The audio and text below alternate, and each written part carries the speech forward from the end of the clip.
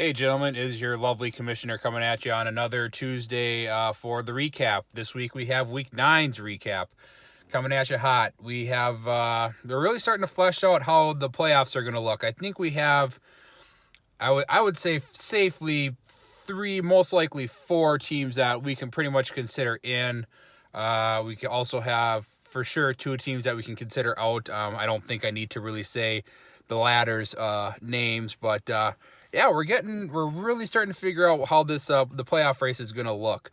One thing that I will throw out as a caveat is I realized I was trying to figure out how to do the elimination number yesterday, and in doing so, I realized that I had been assuming that we had 12 regular season weeks, not 13. I don't know why I thought that, but or I had that inputted. But basically, our playoffs go from weeks 14, 15, and 16. So regular season goes through week 13. I had it through week 12, which was throwing out the calculation. So the magic numbers are going to sound similar to what they did last week because we added a week on. So a lot of your magic numbers may have not changed at all. They may have even gone up.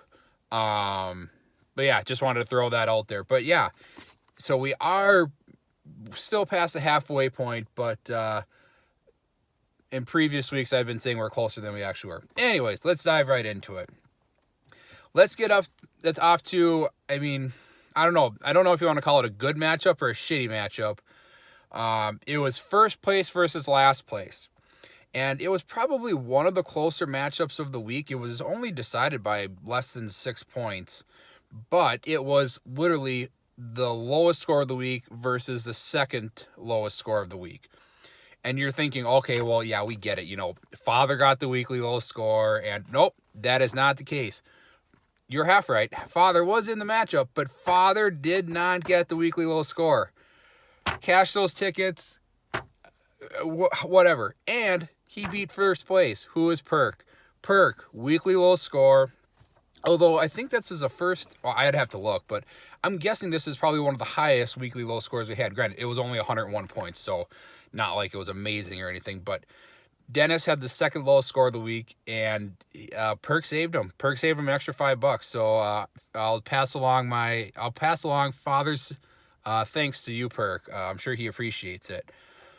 101 to 107, Dennis wins. Perk 7-2. Dennis on the flip at 2-7. Let's take a look at the matchup. I think he had 50 points going into last night. He needed Dak, Michael Gallup, and Engram to get him 60 points or whatever. That didn't happen. Dak got him 22 points. DK Metcalf got him 27. DK's been kind of doing good this year. Might be a potential keeper for Perk next year. You never know. I have it on good authority that Perk was tempted to not pick up a defense this week just because he didn't take Father seriously, which, I mean, nobody would. But, yeah, it looks like you could have gone without a defense and still lost. You didn't need to spend that $1. That was his first pickup of the year. So, hey, you know, if you end up being $1 in debt at the end of the year, I would say that was because you picked up Cleveland's defense. Father, on the other side, he had two players do well as well. His quarterback and his flex also. Melvin Gordon had him 26 points. Kyler Murray, 23 points. He did start the wrong quarterback. Jimmy Garoppolo obviously was a better pick than Kyler Murray, but hey, whatever, Father, doesn't matter. You won. Perk's magic number is 2, Father's at 7. And like I said, I believe those were their magic numbers last week, but having adjusted the regular season weeks, that's where they're at, but they are correct now. Next matchup, we have Don and Matt. Speaking of shitty teams, Don lost. Although, he didn't have the worst week. He had 133 points, which, you know, that's fine. But hey, Matt put up 168. Hard to beat that. That's a pretty good week. Pretty sure that was the highest score of the week. Matt at 5-4 and in 6th place, last team in. Don 1-8, dead last. Like I said, I haven't figured out the magic number for when you're completely eliminated from playoffs, but Don, I'm guessing you have it, but who knows? Maybe you still have a chance. I'm not sure. Matt, let's look at all of his big scores. He had 39 points from Russell Wilson, 26 points from Tyreek Hill, 23 points from Kenny Golladay, 24 points from Josh Jacobs, 25 points from Derrick Henry, Yeah, I mean, solid week out of a lot of his players. Don, on the other hand, again, like I said, he had a decent week. He had Mike Evans, 36 points. He had Mohamed Sanu, 24 points. You know, an okay week, but I would say actually better than okay. But, when you lose, you lose. So it is what it is. Matt, like I said, 5-4 in sixth place. His magic number is 4. Don's magic number is 8. Like I said, I'm guessing he's eliminated from playoffs, but I can't quite wrap my head around the math to figure that out. And honestly, who cares? What we really want to know is who's officially in the playoffs. Next matchup, we have Nate and Brandon, 2 guys that are in the playoffs as of right now. And I would say 2 guys that we can pretty safely assume are going to be in the playoffs this year. Although Brandon claims that he has a bad team, which, I mean, he's now the 10th person in our league that thinks that. So, at least he finally came around on that. Dalvin's Chickmunks beat him by 4 points. So it wasn't an ass kicking by any means. It was, 2 mediocre weeks at best. But hey, when it's close, it's always fun to watch. Let's take a look here. Nate had 1 player go over 20 points. Emmanuel Sanders, 24 points, which, that's fine. He sat Lamar Jackson, who had 28 points. He sat, is it Jalen Samuels, the running back from Pittsburgh, 19 points. Out of the 6 people on his bench, Nate, you have 2 kickers on your team? Whoa, okay, hold on, stop. You, during the draft, made fun of us for having 2 tight ends on our teams, and you have fucking 2 kickers. You didn't want to drop Greg Zuerlein on his bye week? Oh, my God. God, Brandon, why did you have to start Thielen? God, I wish you would have kicked his ass this week. I'm moving on. I'm going to blow a gasket. He has 2 kickers on his team, but, oh, God, you can't have 2 tight ends on your team. You're a bunch of dumbasses. You have 2 tight ends. And he fucking won. God damn it. Sorry, where was I? Yeah. Everybody on his bench, except for his second kicker, had double-digit points. But his second kicker did not have double-digit points because his second kicker was on a bye this week. Boy, watch out because he's probably going to drop one of them this week, or actually, I shouldn't say that. He'll probably pick up another one. Anyways, holy shit, this video's running long and I'm only on the 3rd matchup. Brandon, he had Kirk Cousins, 21 points. Tyler Lockett, 40 points. Hell of a week out of him. But Brandon's thing, what did Brandon in was Adam Thielen. He came back from his injury. We all saw what happened. So, yeah, he lost by 4 points. And if Thielen would have caught a couple balls, he would have beat Nate. Nate, 5-4, 5th place with magic number of 4. Brandon, 2nd place, 6-3 with the magic number of 3.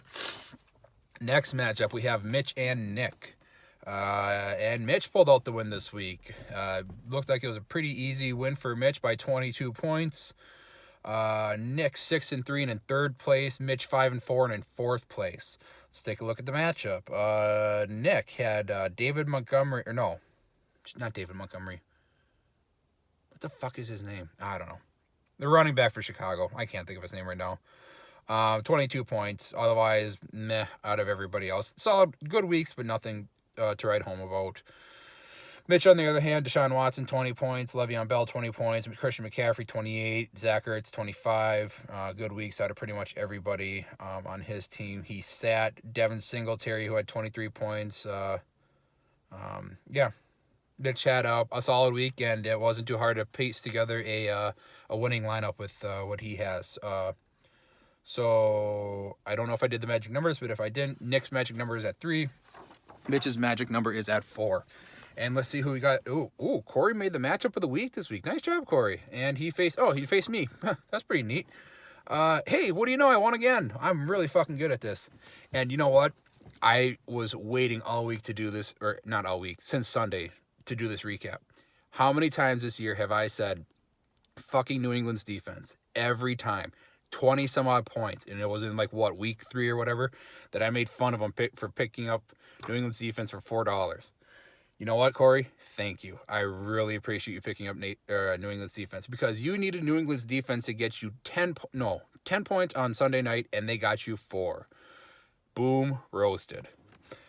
121 to 115. I kicked his ass by 6 whole points. Let's look at the matchup. I had Matt Stafford, 26 points. Marvin Jones, 26 points. Juju Smith-Schuster shit the bed for me, pretty standard for him. Yeah, not a great week, but not a terrible week. Corey had Kenyon Drake had 28 points. That's all that's really worth noting on his team.